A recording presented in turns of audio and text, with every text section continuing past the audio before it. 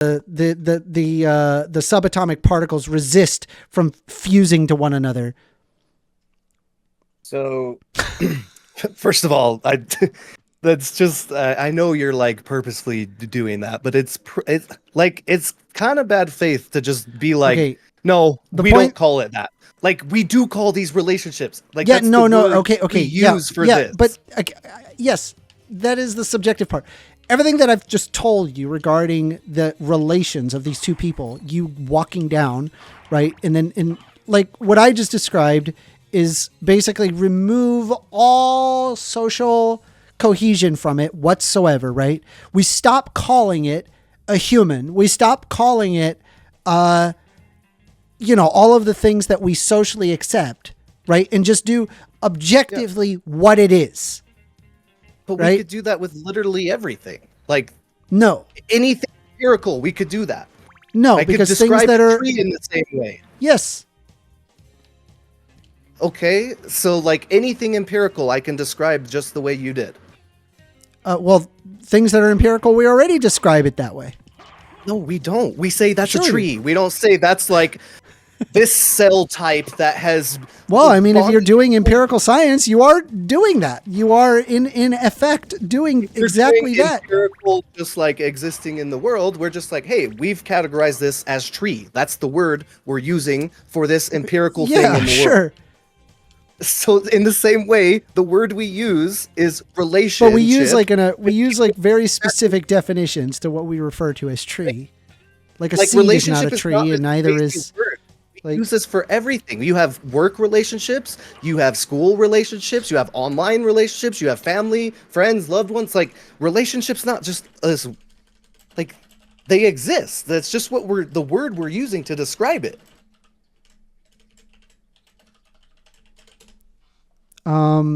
Yeah, I mean, I'm looking. This shit's fucking wild. A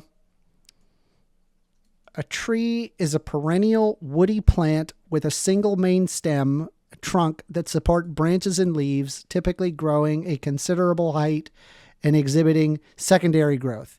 Perennial and you could go even means further that it lives for describe multiple the cells. years. Woody means that it is composed of lignified tissues or wood. A single trunk, as in unlike shrubs, trees generally have a dominant main stem. There is a secondary growth, which is it expands in girth through the vascular cambium, producing rings in many species. And it's typically over 3 meters, 10 feet, though definitions might vary in that aspect. Right? Like, even like the term tree, like, does kind of become somewhat subjective until you the words, very clearly define what it is, right? And you're able to separate it. And this is usually what humans do, where we categorize things to kind of understand how things work. I agree with that. And okay, so but like how is morality itself, objective again? Just because you can't, oh man, I get so frustrated when I try and do this with you because I swear you just don't hear me. Like I've said over and over. I'm trying. Like it's not just okay. I'm gonna try this one last thing and then you can move on because I feel like you get frustrated with me too. I'm not frustrated. I'm fine. Well, I don't mean that in like a. I don't know. It's all good fun to me anyway. So when it comes to objectivity in science and empiricism, right? Do you agree that we don't have so let me just say this right off the bat. There is an external world. I'm not like a solipsist or anything else, right? I believe there are external objects. Mm-hmm. But do you agree that we don't have a God's eye lens on what these objects look like? All we have is our subjective perception of these external objects. All we have is a sense perception of these external objects. Sure. Yes. Okay. So really, like, we call it objective. And again, I agree the object exists externally to us, independent of us. but the perception we have of it is not ultimately an objective perception. It's just the human sense perception, and we're like sort of subjectively experiencing the external thing. Maybe I'm not on your wavelength, but I'm trying to I think potentially what your confusion is what you're doing is that you're objectively measuring something that is subjective, right? And then that measurement in itself is objective because it is measuring something specific. But outside of the measurement, as in the thing that you're dealing with, it would not be objective, it would be subjective. Right? If I'm measuring people in love, right? Well, I'm not talking about measuring 100,000 people. Well, but that's kind of what objective means.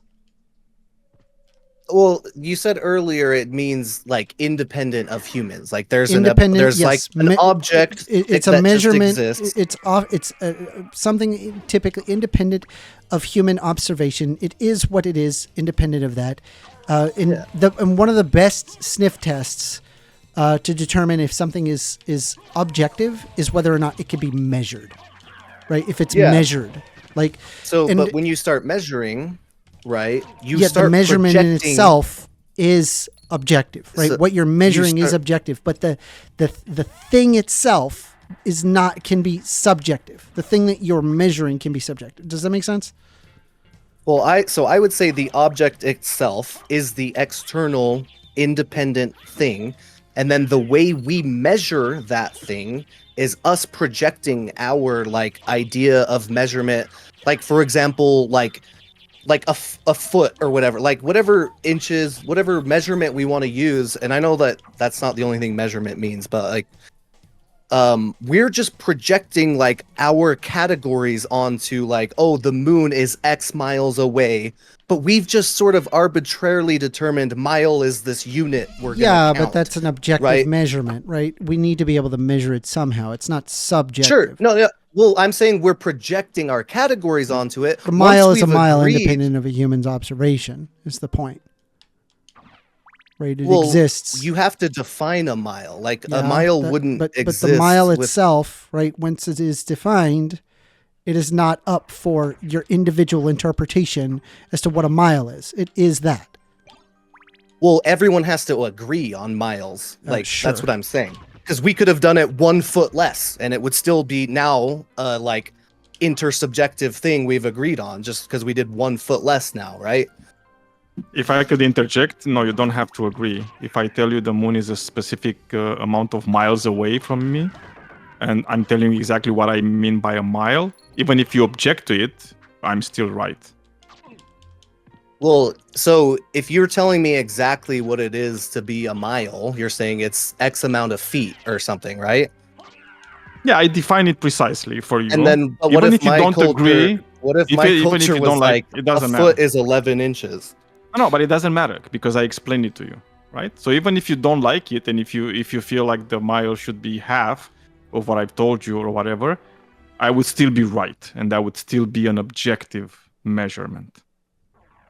Well, unless it was it just would the be case it that, would become my independent culture was a mile is actually this. It doesn't matter. And so The you're culture wrong is irrelevant. because it's double what you're saying, No, right? I would say it's double because the miles.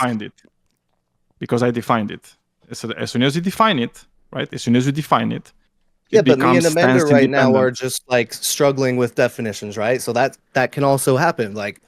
Oh, I'm defining it this way, and I say, well, I'm defining it this way. Now what? Who's objectively correct about mile? What do you mean? So you can you both come to me if and you you say- define. I want to answer you because you asked a question. If you define mile in a specific way, and you say, well, this is how I define mile, so the moon is 1,000 miles away, right? By your definition. And Amanda says, well, I define mile this other way, and the moon is 2,000 miles away. By my definition, you know what? You are both correct by your definitions.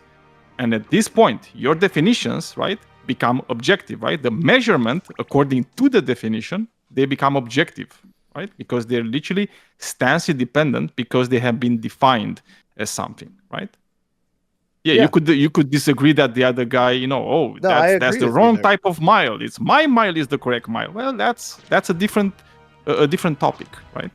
That I wasn't But trying to like, touch on. there is sort of a problem there on who gets to just objectively decide whose mile is the correct one at that point. If there is a genuine disagreement, that's a different discussion, though. I wasn't touching on that. That's a different well, discussion. we're totally. talking about measurements being objective, and so if No, it you is weren't. yes, we were. That- Amender no, literally said that's what measurements are that's why I objective. intervened. No, I did. No, okay. He didn't say that. He didn't say measurements are objective. He literally told you what I told you. If they're being defined, right, the measurement itself, based on the definition, becomes objective because it is stance independent because it has a definition.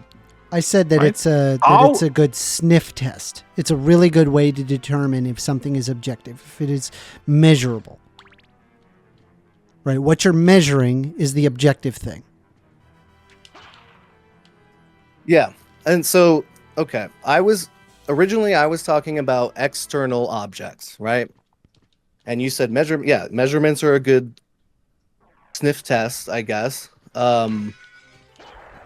But these external objects, I'm agreeing they're objective, they're in the world independent of humans, right? But our perception of them are not ultimately objective. They're our, like, sense perceptions picking them up and then saying, oh, like, this is how we categorize it in our mind as, like, circle, X miles away, whatever else. Like, still all objective to their definitions, like how we're defining the mile, how we're defining the circle. But, those definitions wouldn't exist without human perception at all. Sure, but they're still there. It would still be objective because if you understood the measurement, right, it would still be the same, independent, right? Like if I measured it, I don't know, like I got an alien species that measures like planetary distances, not in terms of astronomical units, but gorblaps, right? And then when we do the conversion of gorblaps to astronomical units, it's the same, right? Because it's measuring something objective. Yeah. Yeah. Yeah, but I'm just saying that, like, we don't ultimately have an objective perspective on these objects. We only have them filtered through our sense perceptions and measurements.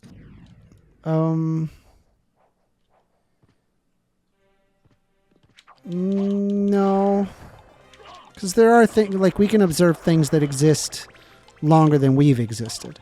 So certainly things exist without us. Yeah, well, I'm not saying that. Like I'm trying to veer clear of this, like the hard solipsist view. I find I'm not saying that. Horrendously annoying. I'm not. I don't know how you got that from what I said. I'm not saying these things wouldn't exist without us. What I'm saying is we don't have an ultimate, like, God's eye view of these objective objects. We only have our human sense perception of these objects. Like, our eyes objectively work a certain way to, like, bring in the light and, like, see whatever is out there, right? But that doesn't mean, like, we only have our sense perceptions idea of what the object objectively looks like. Yeah, sure, but I just don't see how are we getting to morals can be our objective from here. Like I'm still lost. Well, then I'm going to give up right here because for the fourth time, I wasn't ever trying to argue that they are these purely objective things.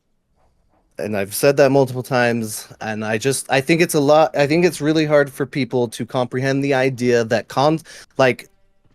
dichotomies that we have split out in our brains actually sort of exist in relation, and you don't make sense of them without each other. They're not just in vacuumous boxes.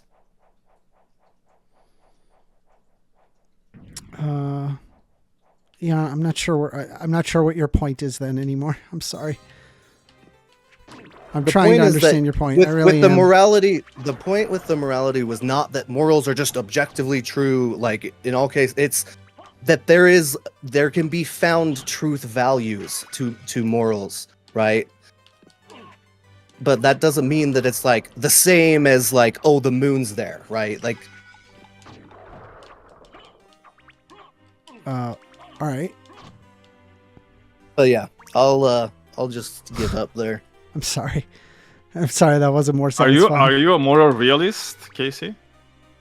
I mean, it depends on what you define as moral realist, but I mean, do you believe in such a thing as objective morality? That's what a moral realist is. well, there's different definitions for it. But sure, if that's the one you want to define, then we can go with that for now. I don't believe in objective morality in the sense that there is some external force, God, transcendent thing that just eternally holds it in true, right? So Well, that was supposed to be the follow-up question, but yeah, because objective Yeah. doesn't mean it comes from a god, because I don't believe that makes it objective whatsoever, because objective means stands independent. no, I'm a So naturalist. if it's based on a god, yeah, same. No, I'm also a moral realist. That's Oh, why I you was are? asking you. Oh, Yes, I am a moral realist. so wow, I did I not still expect that from yeah, you. I at all. still do not. Yeah, I still do not think it is. So Even can you Daniel has explain tried to what walk you- me down where it doesn't really make any sense to me. How do you explain it, Daniel? I'm curious. Well, I'm a moral realist from the sense that we are part of let's say like a big game of like chess or like whatever, where we have some biological imperatives that kind of define what is moral and what is not moral. And I mean, it's a bit long for 50 a.m. in the morning to explain it all. But what it boils down to is kind of like it becomes sort of like a math equation on whether or not it is in line with the biological imperatives that we are bestowed with by nature. Yeah, I agree with that step. That's like a step in my like framework as well. I don't generally like try to argue on that because people always bring it back to the fact value distinction. They'll always like talk about, well, just because evolutionary speaking this is a fact or an imperative, right? Then like where are you getting the value? So that's why I always try to focus on this part. Yeah, the thing with morality and the way that I see it, morality is not about values necessarily. Something is either moral or is immoral, right? So it would be just literally a fact of nature. What you do with that, right? It's up to you. That's where the values come from. If you want to be moral, then you ought to do this, right? But moral, immoral, they're just like facts of life, right? What you do with them, it's up to you, and that's where the values come into, right? If you want to behave moral, you should be doing this, and so on. So you're just saying this is the that's why I'm definition of not morality. Morality doesn't have to. Okay, so whenever I hear like. Especially theists or deists, they come and say it's like, oh, you ought to do this, right? It's it's if something is moral, you have to do it, right? Because it's moral. It's like I don't think that's what morality is. Morality is just like something is either a way or another way, right? And we call them good and bad when it comes to morality. So there is no ought in there, right? Yeah. And that's what I agree too with the ought part, right? But I don't think oughts are the same as values. I think like every person is just like baked in with values. And even for, like I said, with science and empiricism, there is a value baked into that, namely truth. Like we are valuing the pursuit of truth. Yeah, but just like, I see them as being oughts, right? It's like a value. What is a value, right? Because you'd have to then define exactly what a value is, right? A value is kind of like your idea of what to do with something, right? Or in a specific situation. So it does come to oughts, right? Like Well, I would if say you a want value... to do something, you have to do this other thing, and so on. I see. I would say values are just an experience, like baked into people. Like, I just, from my experience and everything else, I just have sets of values, right? Then someone can come along and say, well, you ought value this, you ought value that. What do you mean you have sets of values? Well, like truth is a big one. Like most people, I would say. Yeah, but you said you have them, right? I know they exist.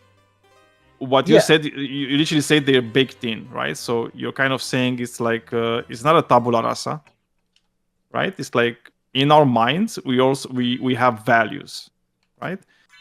And I don't think that's the case. I think in humans or in any animal, you don't have values. What you have are biological imperatives. That's why I'm using biological imperatives. Right? I like, for see what example, you're saying survival. Yeah. Right? Survival is a biological imperative. Truth is not necessarily a biological imperative, right? Because sometimes truth can stand in the way of survival, right? So, yeah, a value is not something that's baked in, right? As you would call it. So you have to very, very clearly define exactly what values you're talking about, and you would have to make a really good case on why you think those are baked in, if they're values. And I don't think I ever came up upon such a value that is baked into, let's say, just humans, right? I'm not even going to go to other animals. Well, so, and I would be fine to like agree with you on the biological imperative stuff. Like, would you agree that? See, you would probably just call it a biological imperative, while I would say, like, because of that imperative, biological creatures just value surviving. Like, that's just their main aim, and the valuing aspect is but that would be like a tautology. It's just no. The value aspect is like the day-to-day experience of striving for survival or whatever. Like it's the phenomenological experience that I'm describing, not necessarily just the biological imperative. Yeah, but that's why I said, you really have to be really, really clear in your definition of what a value is according to you. Yeah. And then you have to contrast that definition. Is like, okay, what is the biological imperative, right? And as I said, it's like I believe that if you would do that, you would see that they're not the same, right? They might share some aspects. That's true, right? Obviously, but they're not the same. Yeah, and just because they're not the same, it's like they're not going to necessarily be like just values, right? I think values are given by society, culture, like experience. Once you're you start to enjoy some things and dislike some other things, and you start to have like those values are kind of formed by this. But they come from experiencing, and experiencing the biological imperatives. And that's what I was trying to say. Imperatives in a way, right? I mean, that's what I was trying to say. Right? Is they're kind of like the background. No, but they're kind of like the background, and they're just there, right? Like all the time, They're like the water for the fish. It's just there, right? And yes, everything happens like because of them, right? In a way, right? Because like staying alive, you can't have values if you don't stay alive, right? And that's a biological imperative. Yeah, and so the values are derived from those, but they're just specifically they're a consequence. They're a consequence. They're the phenomenological experience. Yes, that each person they can be. Yeah, they can be. Yeah.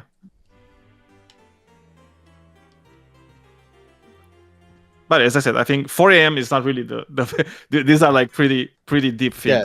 No, okay? We should talk about it more because I actually didn't realize you were a realist. So I would love to talk to you more about it. Yeah, you're the only other moral realist that's not a deist that I've met on this server. So yeah, we're very few. Baby. Yeah. Usually the people that say they're moral realists are usually believers of some sort, religious people. That's usually what I found as well. So I don't know. I'm a little surprised, like, because I still don't really understand your argument as to like why you'd be a moral realist, Daniel. Yeah, I mean, as I said, it's like it's a bit longer, and now it's really not the time because I'm super tired also. and I need to have like a clear mind to be able to express myself like properly on this one, because it's a bit longer. Okay. It's like, I do think they're I think I said complicated. it like 2 times. Yeah, they're a bit complicated, but again, it's like I understand the Yep. I still don't get it. everybody that I says don't that morality is subjective, and I understand the point, right?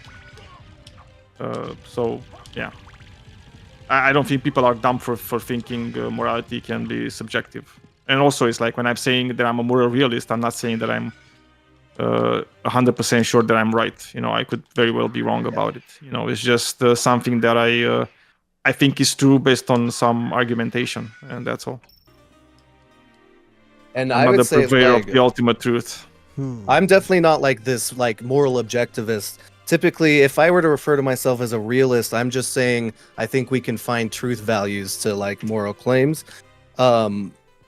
But I like to like relate this to music kind of, and just like sound and how humans experience sound, right? So we all have our preferences on music, right? That's like a subjective choice on what types of music you like.